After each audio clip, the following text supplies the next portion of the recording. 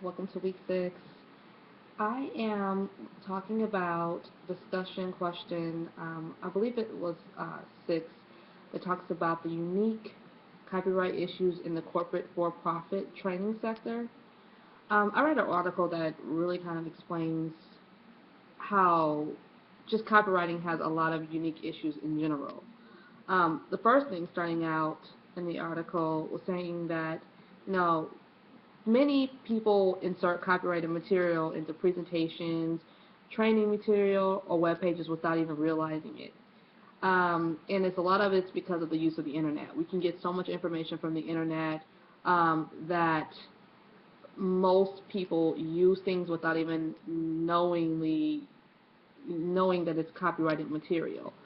Most people believe that it's okay to take material as long as they're not making a profit from it. At least I know I did. And think that it's okay as long as we also don't use a whole lot of material. And then there are other people that know that they're taking copyrighted material, um, but they decide to use it anyway, again, because they just feel like they can take only a certain amount and it's not a big deal. If any work, it says, that's electronic or real world can be seen, touched, heard, and was created with some spark of originality, then many of it is going to be copyrighted. While the copyright laws limit how protected protected works can be used, they also make allowances to ensure that protected works may be legally used for many purposes, even without the permission of the owner of the copywriter. So, for example, the article mentions if I want to tape a cartoon or take a clip from something and email it for personal use. I don't need to get, it's not against the law to do that, and I don't need permission to use copyrighted material to do that. But some organizations tend to use copyrighted material in training and supervisory management. Personnel have directed employees to use that type of material. Now, the question asked about the for-profit sector of training um, and corporate training, and they do have very stiff penalties when it comes to that.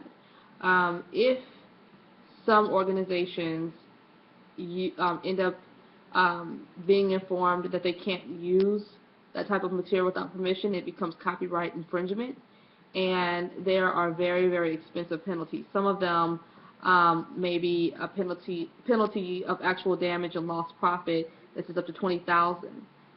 Statutory penalties may be up to $100,000. And failure to include management information for a copyrighted work used on commercial website, criminal penalties for the first offense is up to $500,000 and 5 years in prison, which is pretty steep. But the rules are very different for copyright rules for business and industrial training and instruction than those of education. For example, in education, teachers and other nonprofit organizations can actually use copyrighted material. So it says like copyright laws include provision that insulate teachers and other nonprofit users of copyrighted material against unwarranted liability of infringement. But the thing is that these provisions do not extend to instructors and trainers who are employees or contractors for a commercial business or industry. So the things that you can do with education and working for a nonprofit, you can do with the private sector or a training center for a business.